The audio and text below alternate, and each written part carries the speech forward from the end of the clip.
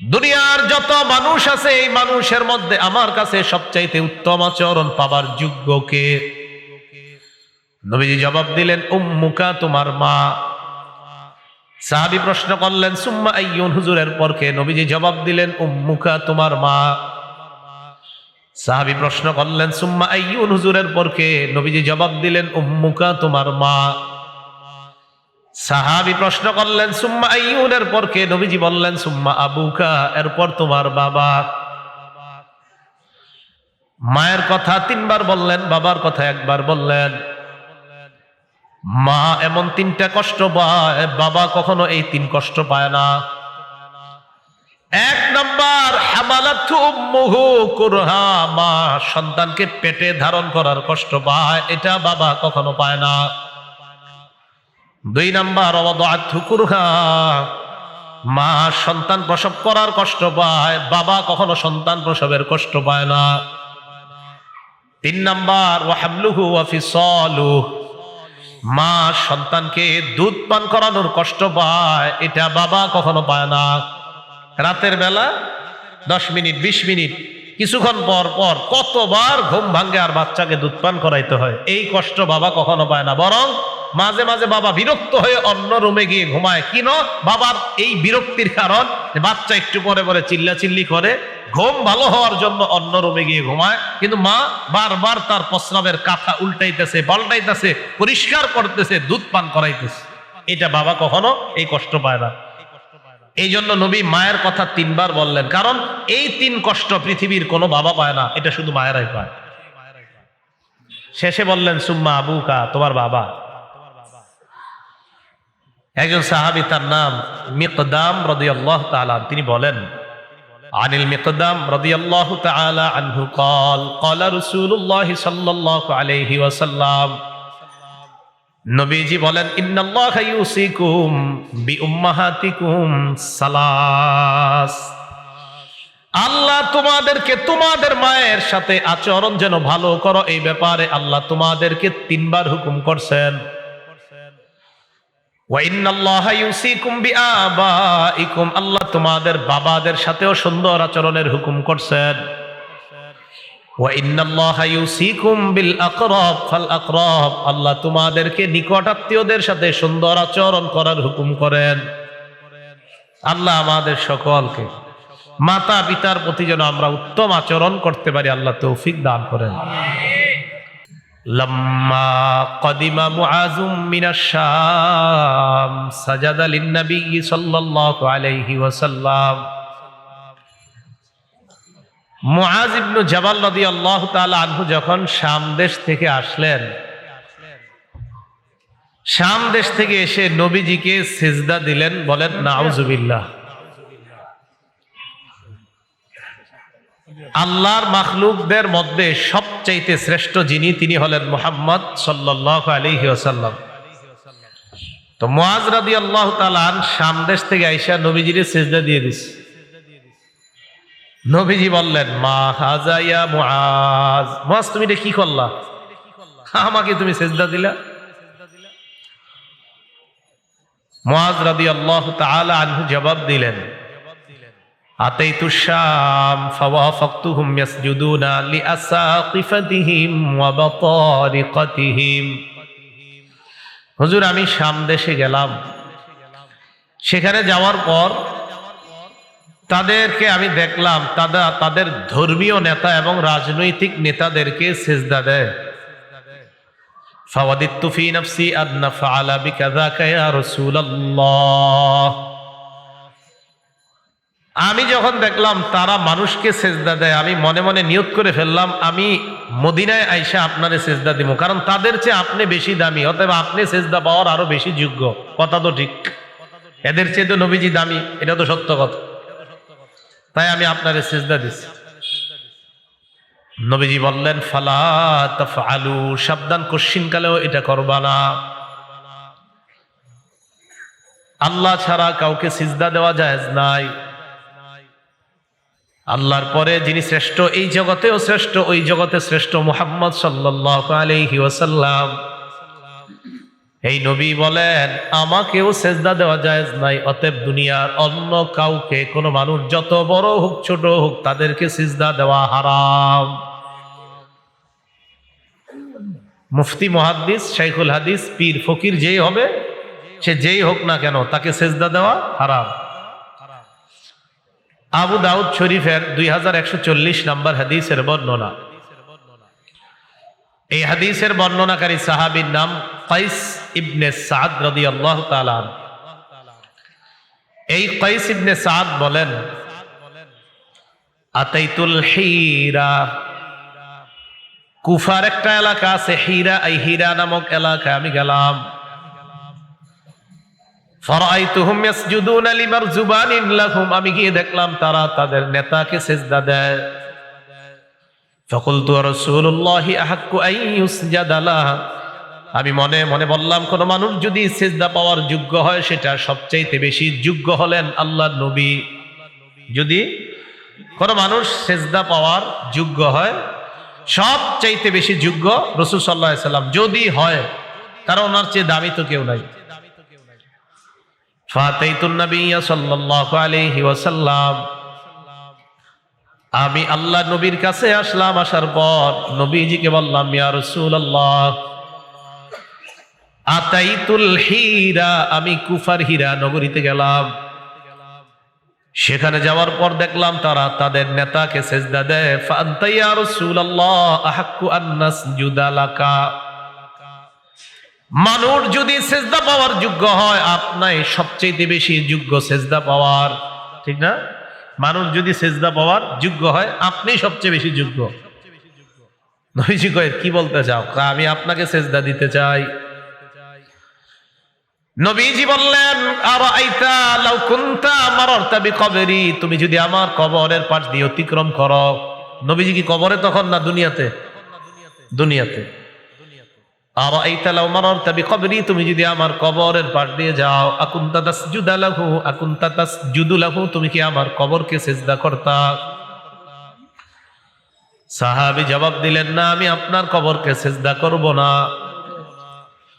নবীজি বললেন শোনো, যেমনি ভাবে আমার কবরকে সিজদা দেওয়া হারাম, ঠিক তেমনি ভাবে আমার জীবদ্দশায় আমাকেও সিজদা দেওয়া হারাম। হাদিসের মাধ্যমে বোঝা যায় দুনিয়ার সবচাইতে শ্রেষ্ঠ কবরটাকে সিজদা দেওয়া হারাম, আবার দুনিয়ার সবচাইতে শ্রেষ্ঠ মানুষটাকেও সিজদা দেওয়া হারাম।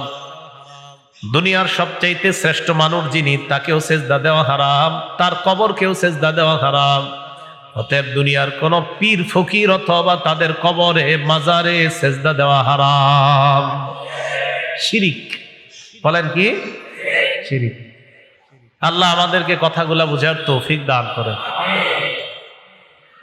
তো আল্লাহ বলেন আল্লাহ ছাড়া কারো ইবাদত করবে না। 2 নাম্বার ওয়াবিল ওয়ালিদাইনি ইহসানা, পিতা মাতার প্রতি সদাচরণ করবে। সহিহ বুখারীর বর্ণনা 5970 নাম্বার হাদিস। عن عبد الله بن مسعود رضي الله تعالى عنه قال سألت النبي صلى الله عليه وسلم أي العمل أحب إلى الله يا رسول الله। আব্দুল্লাহ ইবনে মাসউদ রাদিয়াল্লাহু তাআলা আনহুর বর্ণনা, আমি আল্লাহ নবীকে প্রশ্ন করলাম ইয়া রাসূলুল্লাহ, আল্লাহর কাছে সবচেয়ে প্রিয় আমল কোনটা আপনার কাছে জানতে চাই। নবীজি জবাব দিলেন আসসালাতু আলা ওয়াক্তিহা, সময় মতো নামাজ পড়া আল্লাহর কাছে সবচেয়ে প্রিয় আমল। ক্বালা সুম্মা আইয়ুন ইয়া রাসূলুল্লাহ, সাহাবী প্রশ্ন করলেন এরপর আল্লাহর কাছে সবচেয়ে প্রিয় আমল কোনটা। নবীজি জবাব দিলেন বিররুল ওয়ালিদাইন, পিতা মাতার প্রতি সৎ আচরণ করা। ক্বালা সুম্মা আইয়ুন ইয়া রাসূলুল্লাহ, সাহাবী প্রশ্ন করলেন এরপর সবচাইতে আল্লাহর কাছে প্রিয় আমল কোনটা। নবীজি বললেন আল জিহাদু ফি সাবিলিল্লাহ, আল্লাহর রাস্তায় জিহাদ করা। তাহলে হাদিসের মধ্যে নবী 1 নম্বরে বললেন সময় মতো নামাজ পড়া আল্লাহর কাছে সবচাইতে প্রিয় আমল। 2 নম্বরে বললেন পিতা মাতার প্রতি সৎ আচরণ করা আল্লাহর প্রতি, এটা আল্লাহর কাছে প্রিয় আমল। এখন একটু বুঝেন, কি বোঝা যায়?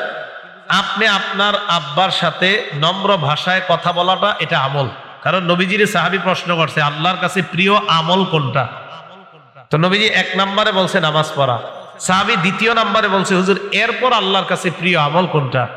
নবীজি বলছে পিতা মাতার প্রতি সদাচরণ করা। আব্বা, আপনার জন্য আমি কি আনবো বলেন, আমি বাজারে আসি। এই যে আপনি সুন্দরভাবে আপনার আব্বার সাথে কথা বললেন, আম্মার সাথে কথা বললেন, বুখারীর বর্ণনা প্রমাণ করে এটাই আপনার একটা আল্লাহর কাছে প্রিয় আমল হিসাবে গণ্য হয়ে যাবে। কারণ প্রশ্ন কি? প্রশ্ন হলো আল্লাহর কাছে প্রিয় আমল কোনটা। তো 2 নম্বরে নবী বলছে পিতা মাতার প্রতি সদাচরণ করা। তাহলে আপনার আব্বা আম্মা তাদের জন্য ভালো ব্যবস্থাপনা করা, এটাও আপনার একটা আমল হয়ে যাবে। শুধু আমল না, আল্লাহর কাছে শ্রেষ্ঠতম একটা আমল হিসাবে গণ্য হয়ে যাবে।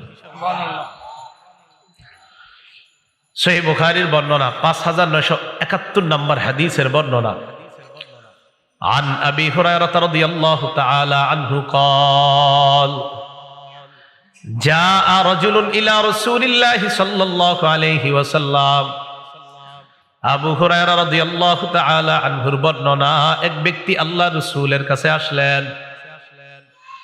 আসার পর বললেন ইয়া রাসূলুল্লাহ মান আহাক্কুন নাসি বিহুসনি সাহাবাতি। হুজুর, মানুষের মধ্যে আমার কাছে সবচাইতে ভালো আচরণ পাওয়ার হকদার কে? দুনিয়ার যত মানুষ আছে এই মানুষের মধ্যে আমার কাছে সবচাইতে উত্তম আচরণ পাবার যোগ্য কে? নবীজি জবাব দিলেন উম্মুকা, তোমার মা। সাহাবী প্রশ্ন করলেন সুম্মা আইয়ুন, হুজুরের পর কে? নবীজি জবাব দিলেন উম্মুকা, তোমার মা। সাহাবী প্রশ্ন করলেন সুম্মা আইয়ুন, হুজুরের পর কে? নবীজি জবাব দিলেন উম্মুকা, তোমার মা। সাহাবী প্রশ্ন করলেন সুম্মা আইয়ুনের পর কে? নবীজি বললেন সুম্মা আবুকা, এরপর তোমার বাবা। মায়ের কথা 3 বার বললেন, বাবার কথা 1 বার বললেন। মা এমন 3টা কষ্ট পায়, বাবা কখনো এই 3 কষ্ট পায় না। 1 নাম্বার হামালাতু উম্মুহু কুরহা, মা সন্তানকে পেটে ধারণ করার কষ্ট পায়, এটা বাবা কখনো পায় না। 2 নাম্বার ওয়াদাআতহু কুরহা, মা সন্তান প্রসব করার কষ্ট পায়, বাবা কখনো সন্তান প্রসবের কষ্ট পায় না। 3 নাম্বার ওয়া হামলুহু ওয়া ফিসালুহু, মা সন্তানকে দুধ পান করানোর কষ্ট পায়, এটা বাবা কখনো পায় না। রাতের বেলা 10 মিনিট 20 মিনিট কিছুক্ষণ পর পর কতবার ঘুম ভাঙ্গে আর বাচ্চাকে দুধ পান করাইতে হয়, এই কষ্ট বাবা কখনো পায় না। বরং মাঝে মাঝে বাবা বিরক্ত হয়ে অন্য রুমে গিয়ে ঘুমায়। কেন? বাবার এই বিরক্তির কারণ বাচ্চা একটু পরে পরে চিল্লাচিল্লি করে, ঘুম ভালো হওয়ার জন্য অন্য রুমে গিয়ে ঘুমায়। কিন্তু মা বারবার তার প্রস্রাবের কাঁথা উল্টাইতেছে, পাল্টাইতেছে, পরিষ্কার করতেছে, দুধ পান করাইতেছে, এটা বাবা কখনো এই কষ্ট পায় না। এই জন্য নবী মায়ের কথা 3 বার বললেন, কারণ এই 3 কষ্ট পৃথিবীর কোনো বাবা পায় না, এটা শুধু মায়েরাই পায়। শেষে বললেন সুম্মা আবুকা, তোমার বাবা। একজন সাহাবী, তার নাম মিকদাম রাদিয়াল্লাহু তাআলা, তিনি বলেন আনিল মিকদাম রাদিয়াল্লাহু তাআলা আনহু قال قال رسول الله صلى الله عليه وسلم, নবীজি বলেন ইন্নাল্লাহা ইউসিকুম বিউম্মাহাতিকুম সালাস, আল্লাহ তোমাদেরকে তোমাদের মায়ের সাথে আচরণ যেন ভালো করো, এই ব্যাপারে আল্লাহ তোমাদেরকে 3 বার হুকুম করছেন। ওয়া ইন্নাল্লাহা ইউসিকুম বিআবাইকুম, আল্লাহ তোমাদের বাবাদের সাথেও সুন্দর আচরণের হুকুম করছেন। ওয়া ইন্নাল্লাহা ইউসিকুম বিল আকরাব ফাল আকরাব, আল্লাহ তোমাদেরকে নিকট আত্মীয়দের সাথে সুন্দর আচরণ করার হুকুম করেন। আল্লাহ আমাদের সকলকে মাতা পিতার প্রতি যেন আমরা উত্তম আচরণ করতে পারি, আল্লাহ তৌফিক দান করেন। সহিহ বুখারী 5972 নম্বর হাদিসের বর্ণনা। আর আব্দুল্লাহ ইবনে আমর রাদিয়াল্লাহু তাআলা আনহুমা قال, আব্দুল্লাহ ইবনে আমর রাদিয়াল্লাহু তাআলা আনহুর বর্ণনা, জা রাজুলুন ইলা রাসূলিল্লাহি সাল্লাল্লাহু আলাইহি ওয়াসাল্লাম, অথবা ক্বালা রাজুলুন লিন-নবী সাল্লাল্লাহু আলাইহি ওয়াসাল্লাম, এক ব্যক্তি আল্লাহর নবীকে বললেন, ইয়া রাসূলুল্লাহ উজাহিদু, আমি জিহাদের ময়দানে যাইতে চাই, আমি জিহাদ করতে চাই। নবীজি বললেন, আলাকা আবাওয়ান, তোমার কি পিতামাতা আছে? তিনি জবাব দিলেন, জি আমার পিতামাতা আছে। নবীজি বললেন, ইরজি, তুমি বাসায় যাও, যাওয়ার পর ফাফিহিমা ফাজাহিদ, তুমি তোমার পিতা মাতার আনুগত্যের মাধ্যমে জিহাদ করো। এর মানে পিতা মাতার সেবা করা মানে আল্লাহর রাস্তায় জিহাদ করার সওয়াব পাওয়া যায়।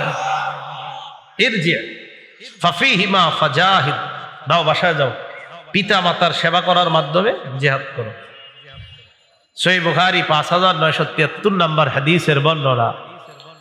عن عبد الله بن عمرو رضي الله تعالى عنهما قال, আব্দুল্লাহ ইবনে আমর থেকে আরেকটা বর্ণনা, নবীজি সাল্লাল্লাহু আলাইহি ওয়াসাল্লাম বলেন, লা ইয়ালআনুর রাজুল ওয়ালিদাইহি, তোমাদের কেউ যেন তার পিতা মাতাকে অভিশাপ না দেয়। সাহাবারা প্রশ্ন করলেন, ইয়া রাসূলুল্লাহ কাইফা ইয়ালআনুর রাজুল ওয়ালিদাইহি, কোন সন্তান কি তার মা বাবারে অভিশাপ দিতে পারে? মা বাবারে আবার সন্তান অভিশাপ দেয় কিভাবে? নবীজি জবাব দিলেন, ইয়াসুব্বু আবার রাজুল ফায়াসুব্বু আবা ওয়া ইয়াসুব্বু উম্মা, কোন ব্যক্তি আরেকজনের বাবারে গালি দেয়, পাল্টা ওই ব্যক্তি তার বাবারে গালি দেয়। কোন ব্যক্তি তার মাকে গালি দেয়, ওই ব্যক্তি পাল্টা তার মাকে গালি দেয়। আমি কাউকে গালি দেওয়া, পাল্টা আমাকে আমার বাবা নিয়ে গালি দেওয়া, আমার মা নিয়ে গালি দেওয়া, কেমন যেন আমি আমার মা বাবারে গালি খাওয়াইলাম। এটাই হলো পিতা মাতাকে অভিশাপ দেওয়া। এই জন্য আপনি কাউরে গালি দিয়েন না। আপনারে যদি কেউ গালি দেয়, আপনি পাল্টা গালি দেওয়া মানে আমি আপনারে গালি দিলাম, দেওয়ার সাথে সাথে আপনি আমার ওইটাই কইলেন পাল্টা। এর মানে আমি গালি দেওয়ার কারণেই তো আপনি আমারে গালি দিলেন। এই গালি আমি আপনার থেকে যে পাইলাম, এটাই আমি আমার আব্বা আম্মারে অভিশাপ দিলাম, মানে আপনারে গালির কারণে আপনি আমারে শোনায়া দিলেন। নবীজি কয়, এটা তুমি তোমার মা বাপের এই গালি নিজ হাতে ধইরা খাওয়াইলা, এটাই মা বাবার অভিশপ্ত করা। তাহলে কাউরে গালি দিয়েন না, যদি দেন ওই বেটা পাল্টা আপনার আব্বারে গালি দিবে, আপনার আম্মারে গালি দিবে।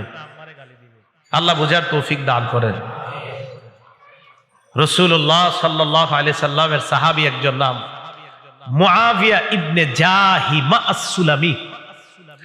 পুরোটা মনে রাখার দরকার নেই। মুআবিয়া কেন বললাম? কারণ মুআবিয়া নামে নবীজির আরো বিখ্যাত সাহাবী আছে, কিন্তু ওনার নাম ওই বিখ্যাত আমিরে মুআবিয়া রাদিয়াল্লাহু তাআলা আন উনি না, উনি আরেক মুআবিয়া, নাম মুআবিয়া ইবনে জাহিমা আস-সুলামি।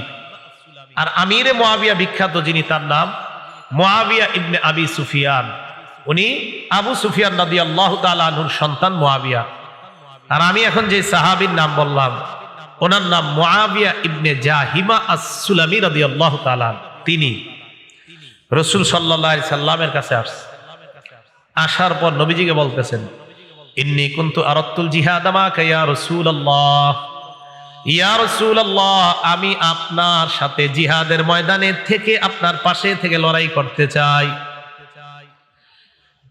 নবীজি বললেন, আহাইয়াতুন উম্মুকা, তোমার মা জিন্দা আছে কিনা? কয়, জি জিন্দা আছে। রাসূলুল্লাহ সাল্লাল্লাহু আলাইহি ওয়াসাল্লাম বললেন, ইরজি ফাবাররাহা, যাও তোমার মায়ের সেবা করো। তিনি বলেন, সুম্মা আতাইতুহু মিনাল জানিবিল আখার, আরেক পাশ দিয়া নবীর সামনে আসলাম। আসার পর বললাম, ইন্নী কুনতু আরাদতুল জিহাদ আবতাগি বিযালিকা ওয়াজহাল্লাহি ওয়াদ দারাল আখিরাহ, আমি আপনার সাথে থেকে আপনার পাশে থেকে লড়াই করতে চাই। আমি এই জিহাদের দ্বারা আল্লাহর সন্তুষ্টি আর আখিরাত কামাই করতে চাই, এটা আমার উদ্দেশ্য। নবীজি বললেন, আহাইয়াতুন উম্মুকা, তোমার মা জিন্দা আছে কিনা? কয়, জি আছে। রাসূলুল্লাহ সাল্লাল্লাহু আলাইহি ওয়াসাল্লাম বললেন, ইরজি ফাবাররাহা, বাসায় যাও মায়ের সেবা করো। সাহাবী বলেন, আমি আবার সামনে দিয়ে আসলাম। আসার পর বললাম, ইয়া রাসূলুল্লাহ আমি আপনার আশেপাশে থেকে জিহাদের ময়দানে থেকে লড়াই করতে চাই। আবতাগি বিযালিকা ওয়াজহাল্লাহ ওয়াদ দারাল আখিরাহ, আমি এর দ্বারা আল্লাহর সন্তুষ্টি চাই, আখিরাত কামনা করতে চাই। নবীজি বললেন, আহাইয়াতুন উম্মুকা, তোমার মা জিন্দা আছে কিনা? কয়, জি আছে। নবীজি বললেন, ইরজি ফাবাররাহা, যাও মায়ের সেবা করো। ইলজাম রিজলাহা ফাসাম্মাল জান্নাহ, মায়ের পা আঁকড়ে ধরে থাকো, সেখানেই তোমার জান্নাত। মানে মায়ের সেবা করো, এখানেই তোমার জান্নাত। আপনারা বা ঢাকা শহরের মানুষ তো বাসার ছাদে আপনারা আর কি গাছ লাগান, পেয়ারা গাছ, পেঁপে গাছ, আম গাছ লাগায় না অনেকে? হয়। আপনারা প্রথম পেঁপেটা, প্রথম পেয়ারা, প্রথম আপনার অনেক কিছু আর কি এরা কি করে চিন্তা করে, আমি বড় কোনো আলেমকে, বড় মুফতি, বড় পীর সাহেবরে নিয়ে যাই, ওনার কাছে দেই। আপনার আব্বা আম্মা যদি জীবিত থাকে আগে তাদেরকে খাওয়ান, পরে হুজুরে দিন। ফাসাম্মাল জান্নাত, সেখানে জান্নাত নিশ্চিত। এখানে নিশ্চিত কিনা এটা হাদিসে নাই, কিন্তু সেখানে নিশ্চিত এটা হাদিসে আছে। এই জন্য সেখানে খাওয়ার আগে। আমরা আম্মা আরেক বাসায় থাকে, আপনি এক বাসায় থাকেন, সেপারেট থাকেন, তো মা থাকে আরেক বাসায়, বাবা আরেক বাসায়।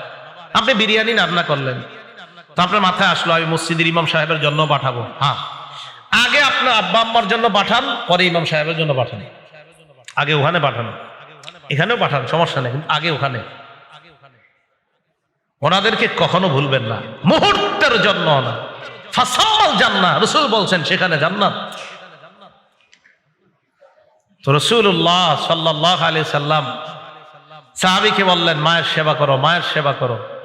আল্লাহ কথাগুলা বুঝার তৌফিক দান করেন। নবীজি একদিন এক আজীব স্বপ্ন দেখলেন। আম্মা জান আয়েশা সিদ্দিকা রাদিয়াল্লাহু তাআলা আনহার বর্ণনা, তিনি বলেন, ক্বালা রাসূলুল্লাহ সাল্লাল্লাহু আলাইহি ওয়াসাল্লাম, নবীজি একদিন আমাকে বলেন, আয়েশা রাআইতুনি ফিল জান্নাহ, আমি স্বপ্নে দেখলাম আমি জান্নাতে। সুবহানাল্লাহ। আমি জান্নাতে ঘোরাঘুরি করতে লাগলাম। ফাসামিআতু সাওতা কারিইন ইয়াকরাউ, আমি হঠাৎ আমার কানে একজন পাঠকের কোরআন তেলাওয়াত শুনতে পাইলাম। জান্নাতে একজনের কোরআন তেলাওয়াত শুনলাম। ফেরেশতাদেরকে প্রশ্ন করলাম, মান হাদা, কার তেলাওয়াত আমি শুনলাম, এটা কে জান্নাতে কোরআন তেলাওয়াত করে? ফেরেশতারা জবাব দেয়, হারিসা ইবনুন নু'মান। হুজুর, যার তেলাওয়াত আপনি শুনলেন তার নাম হলো হারিসা ইবনুন নু'মান। কি নাম? হারিসা। কি নাম? আম্মা জান আয়েশাকে বলেন, আয়েশা কাযালিকাল বিররু, কাযালিকাল বিররু। কয় সেবা করা এমনই, সেবা করা এমন। দেখেন কি কয়, কয় সেবা করা এমন, সেবা করা এমন। মানে কয় ওয়া কানা আবাররান নাস বিউম্মিহি, এই হারিসা তার মায়ের বড় সেবা করত, তার মায়ের বড় আশিক ছিল, তার মার বড় খেদমতদার ছিল, মাকে প্রচুর সম্মান করত, মায়ের প্রতি খুব আনুগত্যশীল ছিল এই ছেলেটা। মায়ের সেবা করার কারণে হারিসা ইবনে নু'মানের কোরআনের তেলাওয়াত আল্লাহ আমাকে জান্নাতে শোনায়া দেয়। কানা আবাররান নাস বিউম্মিহি, কয় মায়ের বড় সেবা করত। মা বাবার সেবা করার তৌফিক দান করেন।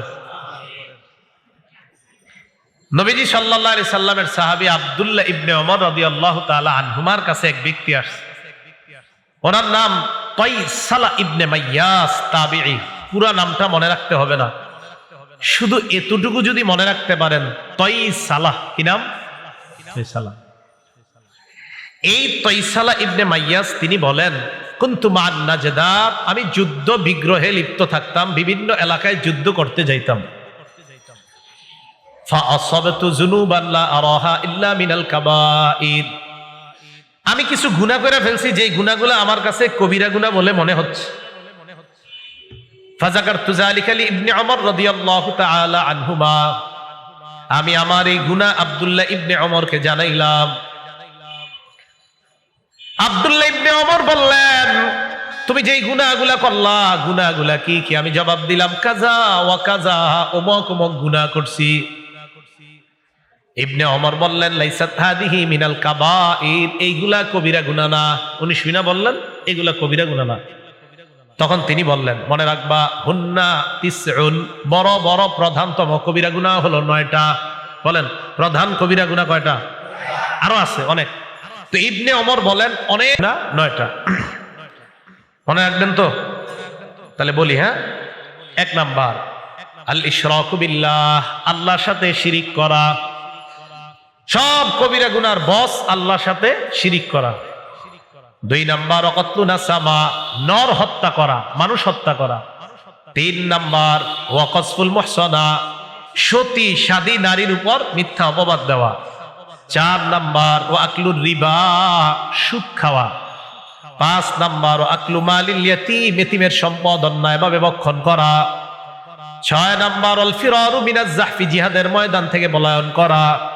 7 নাম্বার ও ইলহাদুন ফিল মসজিদ, মসজিদের মধ্যে ধর্মদ্রোহী কাজ করা। মসজিদে কি করা? ধর্মদ্রোহী কাজ করা। 8 নাম্বার আল্লাযী ইস্তাসকিরু, ধর্ম নিয়ে উপহাস করা। 9 নাম্বার ওয়া বুকাউল ওয়ালিদাইনি মিনাল উকুক, আপনি কষ্ট দেওয়ার কারণে পিতা মাতার চোখের মধ্যে পানি আসা। আপনি কষ্ট দিয়েছেন, এই কষ্টের কারণে মা বাবার চোখে পানি আসছে। এটা লিডার 9টা কবিরা গুনাহ, এই প্রধান 9 কবিরা গুনার একটা এটাও, আপনার কোনো কথায় বা কর্মে আপনার মা বাবার চোখে পানি আসাটা অনেক কবিরা গুনাহের মধ্যে। আব্দুল্লাহ ইবনে ওমর 9টা প্রধান বললেন, এর মধ্যে এটাকেও স্থান দিছে যে কোন সন্তান যদি পিতামাতার চোখে পানি আসে, তার কারণে যদি সন্তানের কারণে যদি পিতামাতার চোখে পানি আসে, এটাও অনেক বড় পর্যায়ের কবিরা গুনাহ। এবার আব্দুল্লাহ ইবনে ওমর ওই ব্যক্তিকে বলতেছে, যিনি বলছে আমি তো বড় বড় গুনাহ করছি, তো ওনারে কয় আতাফরাকুন নার, তুমি কি জাহান্নাম থেকে দূরে থাকতে চাও? ওয়া তুহিব্বু আন তাদখুলাল জান্নাহ, তুমি কি জান্নাতে যেতে চাও? বলেন জাহান্নাম থেকে দূরে আর জান্নাতে সবাই যেতে চাই না ইনশাআল্লাহ? তো ইবনে ওমর এই কথা বলার পরে তিনি বললেন ই ওয়াল্লাহ, জি আমি তো এটা চাই, আল্লাহর কসম। আব্দুল্লাহ ইবনে ওমর বললেন আহাইয়াতুন ওয়ালিদুক, তোমার মা বাবা দুইজনের কেউ জিন্দা আছে কিনা? ফাইসাল ইবনে মাইয়াজ জবাব দেয় উম্মি ইনদি, আমার কাছে আমার মা আছে। আব্দুল্লাহ ইবনে ওমর বললেন 2টা কাজ করবা, লাউ আলান্তালাহাল কালাম, মায়ের সাথে যদি কোমল সুরে কথা বলো। এক, আজকে থেকে আপনার মা বাবা যারা আছে মরণের আগ পর্যন্ত ওয়াদা করেন তাদেরকে জোরে ভাষায় কখনো কথা বলবেন না। আখেরাত বরবাদ করে দিয়েন না, হাত নামান। 1 নাম্বার, যদি মায়ের সাথে কোমল ভাষায় কথা বলো, নরম সুরে, ওনার মা জিন্দা আছে বলতেছে। 2 নাম্বার ওয়া আতআমতাহাত তাআম, যদি খাবার খাওয়াও। কি খাওয়াও? খাবার খাওয়াও। লা তাদখুলুন্নাল জান্নাহ, অবশ্যই তুমি জান্নাতে প্রবেশ করবা। মায়ের সাথে কোমল আচরণ করবা, আর হলো তুমি তাকে খাবার খাওয়াবা। এখান থেকে বোঝা যায় আপনারা 4 ভাই যখন আলাদা হয়ে যান, 5 ভাই আলাদা হন, আপনি চেষ্টা করবেন আপনার আব্বা আম্মারে আপনার সাথেই রাখতে, এতে আপনি জান্নাত আপনার সাথেই রাখলেন। এখন অনেক ছেলেরা মনে করে আব্বা মা আমার সাথে নাই মানে বাঁচলাম। আপনি বাঁচেন নাই, আপনি ঠকছেন। আপনি বাঁচেন নাই, আপনি ঠকছেন, সত্যি আপনি ঠকছেন। কয় ছোট ভাইয়ের কাছে আম্মার আব্বারে দিয়ে দিছি, বাঁচলাম। না, ছোট ভাইয়ের জান্নাতের রাস্তা সহজ করে দিয়েছেন, আপনারটা কঠিন বানায় নিছেন। তা আব্দুল্লাহ ইবনে ওমর বলে দিলেন তুমি মায়ের সাথে কোমল ভাবে কথা বলবা, মাকে খাবার খাওয়াবা, ঠিক মতো সেবা করবা, অবশ্যই তুমি জান্নাতে প্রবেশ করবা। সহিহ বুখারীর 2482 নাম্বার হাদিস। একজন বুজুর্গের কথা আপনারা অনেক শুনছেন, নাম জুরাইজ, ওনার নাম শুনছেন আপনারা। মুসলিম শরীফে লম্বা হাদিস আসছে ওনার ব্যাপারে, বুখারীতে একটু শর্ট আসছে।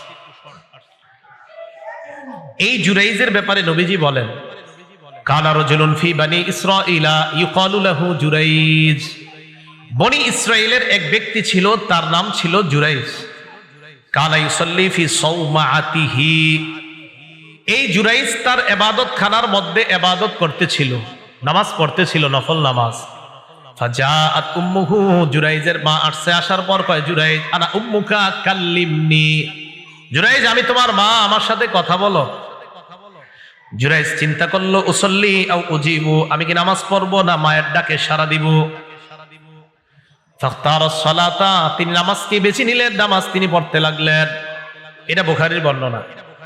মুসলিম শরীফের বর্ণনা, মা আবার আসছে, আসার পর কয় জুরাইজ আনা উম্মুকা কাল্লিমনি, জুরাইজ আমি তোমার মা, কথা বলো।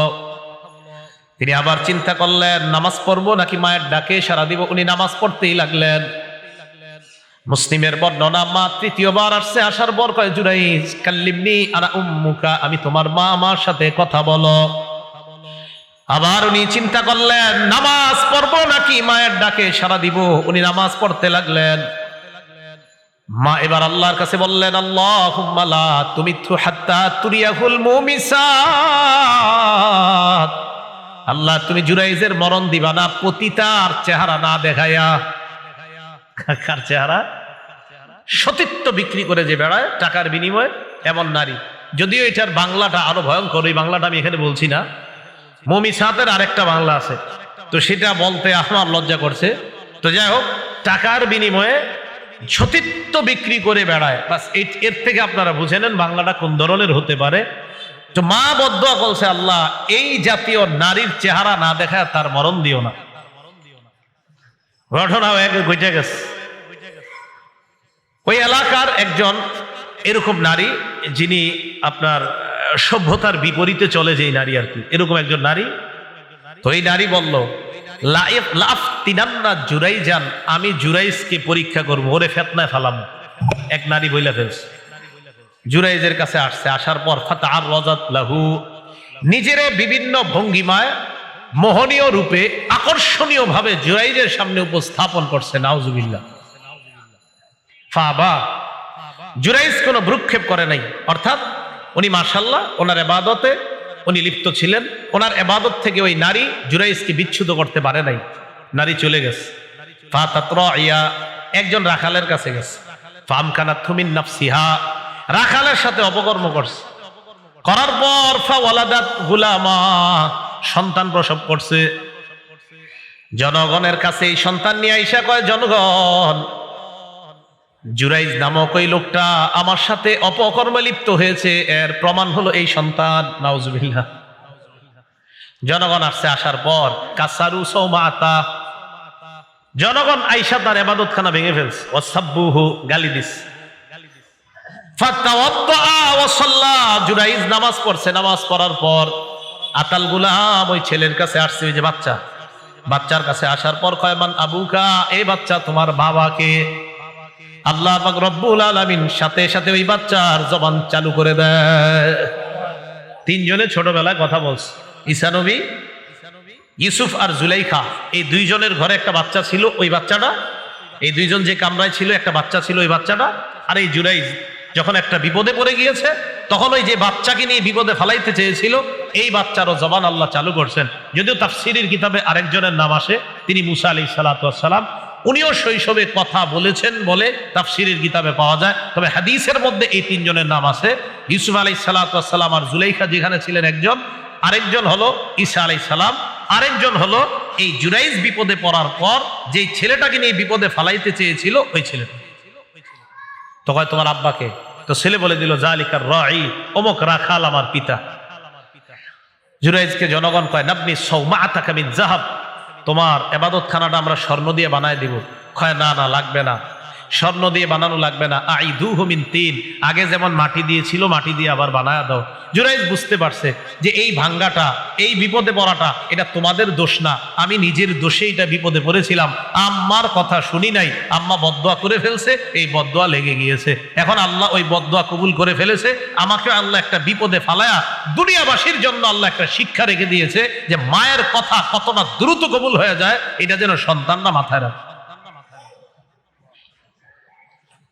এখন আসেন, আপনার ছেলে মেয়ে আপনারে বড় হওয়ার পর তারা যে আপনার আনুগত্য করবে, সেবা করবে, এটা কখন? আপনি যদি তাদেরকে ইসলামী সভ্যতায় বড় করে তোলেন। না হয় ওই সন্তান আপনাকে নিয়ে বৃদ্ধাশ্রমে রেখে আসবে, ওই সন্তান আপনাকে বাবা মা হিসাবে মূল্যায়ন করবে না। ওই সন্তান বিদেশে থাকা অবস্থায় আপনি যখন মারা যাবেন, তখন ওই সন্তান বলবে, আমার ইম্পর্টেন্ট একটা মিটিং আছে আজকে, এই মিটিং ছেড়ে আমি বাংলাদেশে যাওয়া সম্ভব না। মৃত্যুর পর আপনাকে দেখারও তার কোনো সুযোগ মিলবে না। এটা মাথায় রাখবেন। সন্তানকে যদি সভ্য সন্তান হিসাবে গড়ে না তোলেন, প্রথম কথা, সন্তান যাদের না হয় তারা আল্লাহর কাছে দোয়া করবেন। সন্তানের জন্য কি করবেন? দোয়া করবেন। খুব বেশি বেশি আল্লাহর কাছে দোয়া করা। দোয়া করার ক্ষেত্রে মাথায় রাখবেন, অনেকের এই সমস্যা যে হুজুর 14 বছর, আজকে একজন বলতেছে ওনার 14 বছর বিয়ে করছে, সন্তান হয় না। এটা আল্লাহর ইচ্ছা। সন্তান দেয় আল্লাহ, সন্তান দেয় না আল্লাহ। সন্তান দেয়ও আল্লাহ, সন্তান যদি না দেয় এটাও আল্লাহর ক্ষমতা। সূরা শুরা আয়াত নাম্বার 49-50 আল্লাহ বলেন, লিল্লাহি মুলকুস সামাওয়াতি ওয়াল আরদ, আসমান জমিনের রাজত্ব আল্লাহর। ইয়াখলুকু মা ইয়াশা, আল্লাহ যা চান তা সৃষ্টি করেন। ইয়াহাবু লিমান ইয়াশাউ ইনাসা, আল্লাহ চাইলে কন্যা দান করেন। ওয়া ইয়াহাবু লিমান ইয়াশাউ যুকুর, আল্লাহ চাইলে কাউকে ছেলে দান করেন। আও ইউযাওয়িজুহুম যুকরানা ওয়া ইনাসা, আল্লাহ চাইলে ছেলে মেয়ে উভয়টা দান করেন। ওয়া ইয়াজআলু মান ইয়াশাউ আকীমা, আল্লাহ চাইলে ছেলেও দিবেন না মেয়েও দিবেন না, ওই নারীকে বন্ধা রাখবেন, এই ক্ষমতাও কার? তো এখন যাদের সন্তান হয় না, আপনাদের কাজ হলো আল্লাহর কাছে দোয়া করা। কি করা বলেন? দোয়া করা। দোয়ার ক্ষেত্রে 1 নাম্বার মনে রাখবেন, যখন দোয়া করবেন, দোয়াটা করার সময় আপনি যখন কোনো আলেমের কাছে গিয়ে বলবেন, হুজুর দোয়া তো করতেছি গত 10 বছর, কাজ হয় না, ওই আলেম প্রথমে আপনাকে বলবে আপনি কোনো হারামের সাথে জড়িত আছেন কিনা। কি বলবে আপনাকে?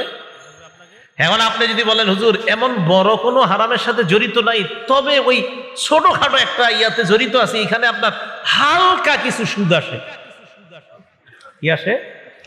হালকা সুদ আসে, তা আপনি যতই দোয়া করবেন দোয়া তো আপনার কবুল হবে না। দলিল তিরমিজি শরীফে আছে 2989 নাম্বার হাদিস, খুব মন দিয়ে শুনেন। রাসূলুল্লাহ সাল্লাল্লাহু আলাইহি সাল্লামের সাহাবী আবু হুরায়রা রাদিয়াল্লাহু তাআলা আনহুর বর্ণনা। যারা বলেন যে খালি দোয়া করি কবুল হয় না, মনোযোগ দিয়ে হাদিসটা শুনেন। ক্বালা রাসূলুল্লাহ সাল্লাল্লাহু আলাইহি ওয়াসাল্লাম, নবীজি সাল্লাল্লাহু আলাইহি ওয়াসাল্লাম বলেন, আইয়ুহান নাস, হে মানুষ, ইন্নাল্লাহা তাইয়িবুন, আল্লাহ পবিত্র, লা ইয়াকবালু ইল্লা তাইয়িবা, আল্লাহ পবিত্র ছাড়া কবুল করে না। সবাই বলেন আল্লাহ পবিত্র, আল্লাহ আল্লাহ পবিত্র ছাড়া আল্লাহ কবুল করে না। নবীজি বলেন, ইন্নাল্লাহা আমারাল মুমিনিনা বিমা আমারা বিহিল মুরসালিন। অনুবাদটা কিভাবে করি দেখেন। নবীজি বলেন আল্লাহ ইমানদারদেরকে একটা হুকুম দিয়েছেন, অবিকল যেই হুকুমটা রাসূলদেরকে দিয়েছেন। সুবহানাল্লাহ। দেখেন কি বলে, আল্লাহ সব ইমানদারদেরকে একটা হুকুম করেছেন, অবিকল যেই হুকুমটা আল্লাহ নবীদেরকে দিয়েছেন। তাহলে হুকুমটার গুরুত্ব কম না অনেক বেশি? এই 2 হুকুম কি? একটা হলো নবীদেরকে, আর একটা ইমানদারদের। হুকুম একটাই, বাকি 2 শ্রেণী। রাসূলদেরকে আলাদা আল্লাহ বলেছেন, ইমানদারদেরকে আল্লাহ আলাদা বলেছেন। বলেন তো ইমানদারদের মধ্যে রাসূলরা আছে কিনা? কি এরপরে আল্লাহ আলাদা বলছে, রাসূল বলছেন, আবার বলছেন ইমানদার। খুব ভালো করে 2টা আয়াত মনে রাখবেন যদি পারেন। 1 নাম্বার সূরা মুমিনুনের 51 নাম্বার আয়াত, আল্লাহ বলেন, ইয়া আইয়ুহার রাসূলু কুলু মিনাত তাইয়্যিবাতি ওয়া'মালু সলিহা, হে রাসূলগণ আপনারা পবিত্র খাদ্য খান এবং নেক আমল করেন। কি বলছে? হে রাসূলগণ আপনারা পবিত্র খাদ্য খান এবং নেক আমল করেন। আসেন, নেক আমলের আগের শর্ত পবিত্র খাদ্য। বলেন নেক আমলের আগের শর্ত দোয়া করার শর্ত। দোয়া করা আমল কিনা? আরে দোয়া করা আমল কিনা? শর্ত। হ্যাঁ, রাসূলদেরকে বলতেছে পবিত্র খান, পরে নেক আমল করেন। আরেকটা আয়াত মনে রাখবেন, সূরা বাকারা 172 নম্বর আয়াত, আল্লাহ বলেন, অনুবাদটা দেখেন তো একরকম কিনা। ইয়া আইয়ুহাল্লাযীনা আমানু কুলু মিন তাইয়্যিবাতি মা রাযাকনাকুম, রাসূলদেরকে বললেন হে রাসূলগণ পবিত্র খাবার খান। সূরা বাকারার 172 নম্বর আয়াতে বলে, হে ঈমানদারগণ পবিত্র খাবার খাও। রাসূলদেরকেও বললেন পবিত্র খাবার খাও, ঈমানদারদেরকেও বললেন পবিত্র খাবার খাও। বলেন হুকুম একরকম না আলাদা? এই জন্য নবী বললেন আল্লাহ ঈমানদারদেরকে একটা হুকুম করেছেন, অবিকল যেই হুকুমটা আল্লাহ রাসূলদেরকে করেছেন। তাহলে হুকুমের গুরুত্ব কম না অনেক বেশি? বেশি। রাসূলদেরকেও বললেন পবিত্র খাবার খান, ঈমানদারদেরকেও বললেন তোমরা পবিত্র খাও, এরপর আমল করো। তো এই কথা বলার পর রাসূল সাল্লাল্লাহু আলাইহি সাল্লাম একজন মুসাফিরের কথা বললেন এই হাদিসের শেষের দিকে। হাদিসের মধ্যে আসছে মুসাফির দোয়া করলেই কবুল হয়ে যায়। সুবহানাল্লাহ। নবীজি বলেন সুম্মা যাকারার রাজুলা ইউতিলুস সাফারা, এরপর আল্লাহ নবী এক ব্যক্তির কথা স্মরণ করলেন যে ব্যক্তি লম্বা সফর করছে। আশআসা, সফরের কারণে ওই লোকের মাথার চুলগুলা এলোমেলো হয়ে গেছে। আগবারা, সফর করার কারণে তার মুখের মধ্যে ধুলা ময়লা, শরীরের মধ্যে ধুলা বালি। এবার ওই ব্যক্তি সফরে গিয়ে আল্লাহরে কয় ইয়া রব্বি মাবুদ তুমি কবুল করো, কবুল করো, এটা দাও ওটা দাও। নবীজি বলছেন সফরে গিয়ে দোয়া করলে দোয়া কবুল হয়ে যায়। মুসাফির বারবার কয় আল্লাহ এটা দেন ওটা দেন, কিন্তু দোয়া কবুল হয় না। ঘটনা কি? নবী না বলছে কবুল হয়, কিন্তু হচ্ছে না। নবীজি বলেন জানোনি কেন হয় না? মাতআমুহু হারাম, তার খাদ্য হারাম, ওয়া মাশরাবুহু হারাম, তার পানি হারাম, ওয়া মালবাসুহু হারাম, তার পোশাক হারাম, ওয়া গুজিয়া বিল হারাম, তার উপার্জন হারাম। ফাদনা ইস্তাজাবু লিযালিকা, বলো তার দোয়াটা কবুল হবে কিভাবে? ভাই কথা বুঝতেছেন? তাহলে আপনি মসজিদে গিয়ে বলতেছেন আল্লাহ একটা সন্তান দেন, আল্লাহ একটা সন্তান দেন, আল্লাহ একটা সন্তান দেন। রসুল বলছে উম্মত তোমার খাদ্য কি হালাল? জি না হুজুর আমার খাদ্য হারাম। রসুল বলছেন তোমার পানীয় কি হালাল? না আমার পানীয় হারাম। রসুল বলছেন তোমার পোশাকটা কি হালাল? না না আমার পোশাক হারাম। রসুল বলছেন তোমার উপার্জনটা কি হালাল? না আমার উপার্জন হারাম। তো আপনি খালি বলতে থাকেন আল্লাহ দেন দেন দেন, কাজ হবে না। পোশাক হারাম, খাদ্য হারাম, পানীয় হারাম, হাজারো দোয়া করেন কবুল হবে না। আগে তো আপনার শর্ত ঠিক রাখতে হবে, আল্লাহ দোয়া কবুল করবেন যদি, তো যদি তো ঠিক নেই, আপনার হালাল দিতে হবে। আল্লাহ আমাদেরকে বুঝার তৌফিক দান করেন। তাহলে সন্তান এরপরেও হালাল ভাবে চাওয়ার পরেও যদি দোয়া কবুল না হয়, তা আপনি নিশ্চিত থাকবেন যে আপনি হালাল খাদ্য পেটে ঢুকানোর পরে যখন দোয়া করবেন, আপনার দোয়া 3 পদ্ধতির এক পদ্ধতিতে কবুল হয়েই যাবে। 1 নাম্বার, নগদ কবুল হবে দুনিয়াতে। ইম্মা আইয়ু আজ্জিলা লাহু ফিদ দুনিয়া, হয়তো আল্লাহ নগদ ওটা আপনার দুনিয়াতে কবুল করবেন। 2, যদি কবুল না করে ইয়াকশিফা আনহু সুআ, এই দোয়ার পরিবর্তে আগামীকাল আপনি একটা বিপদে পড়তেন, পরশু একটা বিপদে পড়তেন, আজকের দোয়াটা কবুল না করে ওই বিপদ থেকে আল্লাহ আপনাকে উদ্ধার করে দিবেন। 3 নাম্বার, ইম্মা ইয়াদাখিরা লাহু ফিল আখিরাহ, এই দোয়া দুনিয়াতে আল্লাহ কবুল না করে আখিরাতের জন্য সঞ্চয় করে রাখবে, সেদিন এই দোয়ার পাহাড় দিয়ে আল্লাহ আপনাকে পার করে জান্নাত দান। তাহলে সন্তান এর জন্য দোয়া করা। দোয়া যখন করবেন, দোয়ার কিছু নিয়ম আছে। সবচেয়ে উল্লেখযোগ্য একটা নিয়ম মনে রাখবেন, দোয়ার শুরুতে আল্লাহর প্রশংসা করা, এরপর নবীর উপর দুরূদ পড়া। বলেন আল্লাহর প্রশংসা করা, এরপর নবীর উপর দুরূদ পড়া, এটা দোয়ার মধ্যে করবেন। এই জন্য আমাদের ইমাম সাহেবরা যখন দোয়া করে দেখবেন বলে আলহামদুলিল্লাহি রাব্বিল আলামিন ওয়াল আকিবাতু লিল মুত্তাকিন ওয়াসসালাতু ওয়াসসালামু আলা সাইয়্যিদিল আম্বিয়া ওয়াল মুরসালিন, এরপর বলে আল্লাহ রে আল্লাহ এটা দেন ওটা দেন। তাহলে প্রথমে প্রশংসা করে, পরে আবার দুরূদ পড়ে। তিরমিজি শরীফের 3476 নম্বর হাদিসের বর্ণনা, বাইনামা রাসূলুল্লাহ সাল্লাল্লাহু আলাইহি ওয়াসাল্লাম কাঈদুন, নবীজি মসজিদের মধ্যে বসা। ইজ দাখালা রাজুলুন, এক ব্যক্তি মসজিদের মধ্যে আসছে, আসার পর ফাসাল্লা, নামাজ পড়ছে। নামাজ পড়ার পর এরপর ওই লোকটা আল্লাহকে বলতেছে আল্লাহুম্মা গফিরলি আল্লাহুম্মা আরহামনি, আল্লাহ আপনি আমাকে ক্ষমা করেন, আপনি আমাকে দয়া করেন। নামাজ পড়ছে, নামাজ পড়ে দোয়া করছে, আল্লাহ আপনি আমাকে ক্ষমা করেন, আপনি আমাকে দয়া করেন। নামাজ পড়ার পর দোয়া করার পর লোকটা চলে যাচ্ছে। নবীজি ডাক দিলেন আজিলতা আইয়ুহাল মুসাল্লি, ও নামাজি তুমি একটু তাড়াহুড়া বেশি করে ফেলছো। তো এই ব্যক্তি কয় হুজুর বুঝি নাই। হ্যাঁ তুমি একটু তাড়াহুড়া বেশি করছো, তুমি নামাজ পড়লা আর আল্লাহরে বললা আল্লাহ আমাকে ক্ষমা করেন, আল্লাহ আমাকে দয়া করেন। শোনো, ইদা সাল্লাইতা, যখন নামাজ পড়বা, ফাকআত্তা, বসবা, এরপর ফাহমাদিল্লাহ বিমা হুয়া আহলুহু, আল্লাহর প্রশংসা করবা, ওয়াসাল্লি আলাইয়া, আমার উপর দুরূদ পড়বা, সুম্মা দুউ, এরপর আল্লাহর কাছে দোয়া করবা। হাদিসের শেষে নবীজি সাল্লাল্লাহু আলাইহি সাল্লামের সাহাবী বলেন সুম্মা জাআ রাজুলুন আখার সুম্মা সাল্লা রাজুলুন আখার, আরেক ব্যক্তি আসছে, আয়েশা নামাজ পড়ছে, নামাজ পড়ার পর ফাহামিদাল্লাহ, আল্লাহর প্রশংসা করছে, ওয়া সাল্লা আলা নবী সাল্লাল্লাহু আলাইহি ওয়াসাল্লাম, নবীর উপর দুরূদ পড়ছে। আল্লাহর নবী তার কথা শুনলেন, শোনার পর বললেন উদউ তুজাব, উম্মত তুমি এই মুহূর্তে যা বলবা আল্লাহ তোমার দোয়া কবুল করবেন। তুমি আল্লাহর প্রশংসা করছো, আমার উপরে দুরূদ পড়ছো, উদউ দোয়া করো, তুজাব তোমার দোয়া কবুল করা হবে। এজন্য সূরা গাফিরের 60 নম্বর আয়াতে আল্লাহ বলেন ওয়া ক্বালা রাব্বুকুম উদউনি আস্তাজিব লাকুম, তোমাদের রব বলেন তোমরা আমার কাছে দোয়া করো, আমি তোমাদের ডাকে সাড়া দিব, আমি তোমাদের দোয়া কবুল করব। আমি তোমাদের ডাকে সাড়া দিব, আমি তোমাদের দোয়া কবুল করব। আল্লাহ আমাদের সকলকে আল্লাহর কাছে চেয়ে নেওয়ার এই যোগ্যতা যেন আমাদের তৈরি হয়, আল্লাহ তৌফিক দান করেন। তাহলে বলেন তো আমরা কার কাছে চাইবো? আল্লাহর কাছে। সন্তান কার কাছে চাইবো? আল্লাহর কাছে। শর্তগুলো কিন্তু পূরণ করেন, হালাল পেটে থাকতে হবে, হালাল উপার্জন থাকতে হবে, হালাল পথে হালাল উপার্জন, হালাল পথে ব্যয়, হালাল পেট, খাদ্য পেটের মধ্যে, এই অবস্থায় দোয়া করবেন, অবশ্যই আপনার দোয়া কবুল করা হবে। হযরত ওমর ফারুক রাদিয়াল্লাহু তাআলা আনহুর বর্ণনা, তিরমিজি শরীফের 486 নম্বর বর্ণনা। ওমর ফারুক বলেন, দুনিয়ার মানুষ শোনো, ইন্নাদ দুআ মাওকুফুন বাইনাস সামাই ওয়াল আরদ। একটু দেখেন, তুমি যখন দোয়া করো, তোমার দোয়াটা আসমান আর জমিনের মাঝে এইভাবে ঝুলা থাকে। কি হইল এটা? তুমি যখন দোয়া করো, আসমান আর জমিনের মাঝে ঝুলে থাকে। কেন?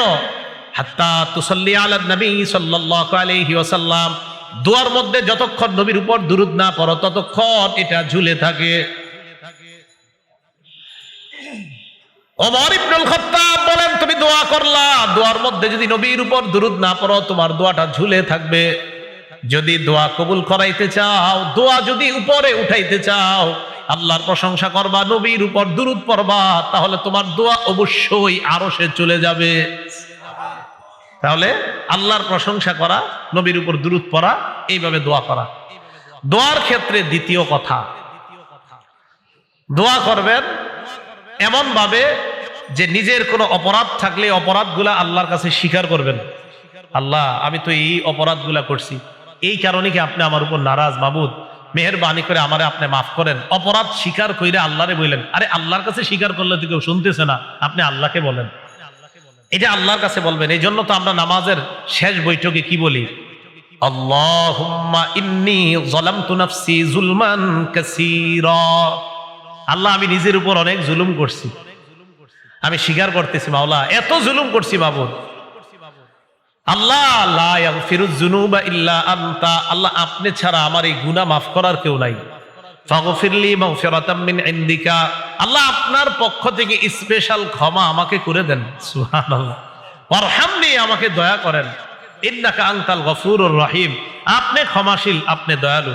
তাহলে 2 নাম্বার, দোয়া যখন করবেন, আপনার অপরাধ টপরাধ যা আছে এগুলো স্বীকার করে আল্লাহরে বলবেন, আল্লাহ আমি ওই অপরাধগুলা করছি, স্বীকার করতেছি, মাবুদ আপনি আমার উপর অসন্তুষ্ট হয়েন না, আল্লাহ আমারে মাফ করে দেন, আল্লাহ আমাকে ক্ষমা করে দিয়ে।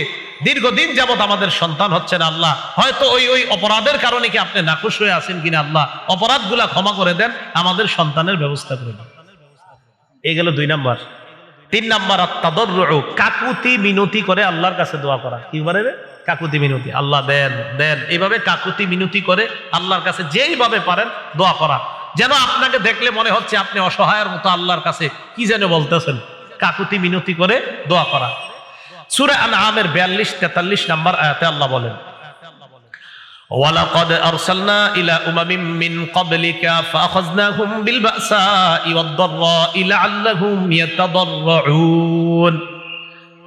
নবীজিকে বলেন, ওয়ালাকাদ আরসালনা ইলা উমামিন মিন ক্বাবলিক, আপনার পূর্বে আমি অনেক রাসূল পাঠিয়েছি।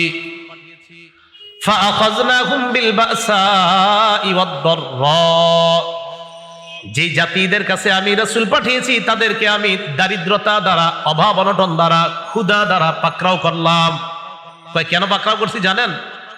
লাআল্লাহুম ইয়াতাদাররুন, যেন তারা আমার কাছে কাকুতি মিনতি করে, আমারে যেন বলে, আল্লাহ আমাদেরকে দারিদ্রতা দিয়েন না।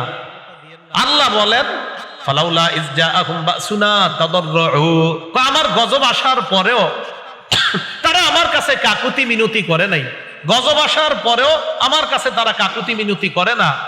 তখন কি হয়েছে? ওয়ালাকিন কাসাত কুলুবুহুম, তাদের অন্তর আরো শক্ত হয়ে গেছে। ফাযায়্যানা লাহুমুশ শাইতানু আমালাহুম, ফলে শয়তান তাদের কর্মগুলা তাদের কাছে মোহনীয় করে উপস্থাপন করেছে।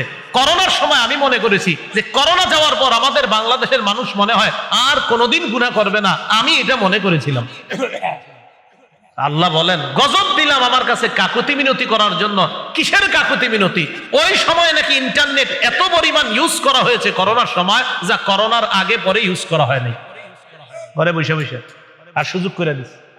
তো কোথায় কাকুতি মিনতি করবেন গজব আসার পর? কাকুতি মিনতি বাদ দিয়া গুনাহ করা।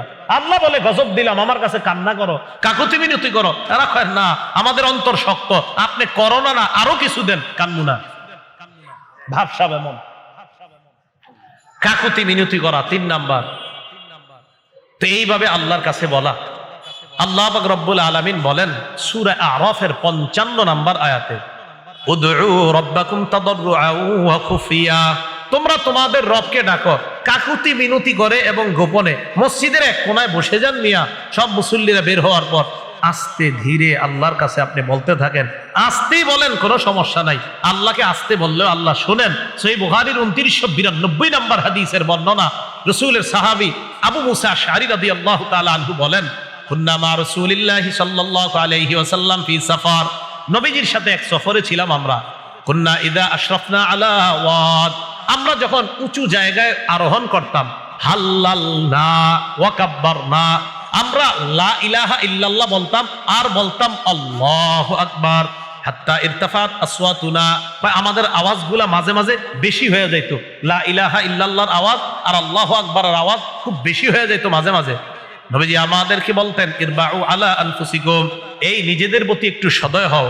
ইন্নাকুম লা তাদউনা আসাম্মা ওয়ালা গায়বা, আরে তোমরা যে রবকে ডাকতেছো সেই রব বধির না যে ওনারে জোরে বইলা শোনাইতে হবে। উনি বধির না, উনি শোনেন। ওয়ালা গায়বান, উনি অনুপস্থিত না। ইন্নাহু মাআকুম, ওই রব তোমার সাথে আছেন। ইন্নাহু সামিউন করিব। তা আপনি মসজিদের এক কোনায় বৈশা এই আস্তে ধীরে কাকুতি মিনতি করে কর, আরে বলতে থাকেন, প্রতিদিন বলতে থাকেন, আর সন্তান হবে আপনার। বলতে থাকেন বারবার, আরে বলেন না আস্তে ধীরে বসে বসে বল, আল্লাহ আপনি ছাড়া কই যাবো, এইভাবে আল্লাহরে বলেন। আল্লাহ আপনার কথা শুনবে না তো কারটা শুনবে? এগুলো 3 নাম্বার, কাকুতি মিনতি করে আল্লাহর কাছে চান। 4 নাম্বার, দৃঢ় প্রতিজ্ঞা নিয়ে চাবেন, না আমাকে দিবেই আল্লাহ। দৃঢ় প্রতিজ্ঞা 4 নাম্বার, আমাকে দিবেন, আমার রব আমাকে দিবেনই, এই প্রতিজ্ঞা করা, এটা 4 নাম্বার। সহিহ বুখারীর বর্ণনা 6339 নাম্বার হাদিসের বর্ণনা।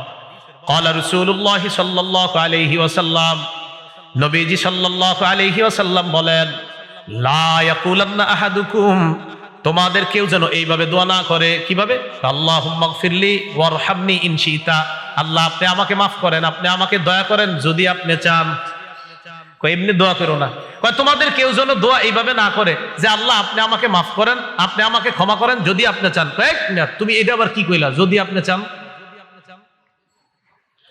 নবীজি বললেন এইভাবে বলবা না, লিয়াজিবিল মাসআলা, তুমি দৃঢ়ভাবে বলবা আল্লাহ আমাকে মাফ করেন, আল্লাহ আমাকে ক্ষমা করেন, দৃঢ়তার সাথে বলবা, এটা দৃঢ়তার সাথে বলবা। ফাইন্নাহু লা মুকরিহা লা, আল্লাহকে বাধ্য করার মতো কেউ নাই।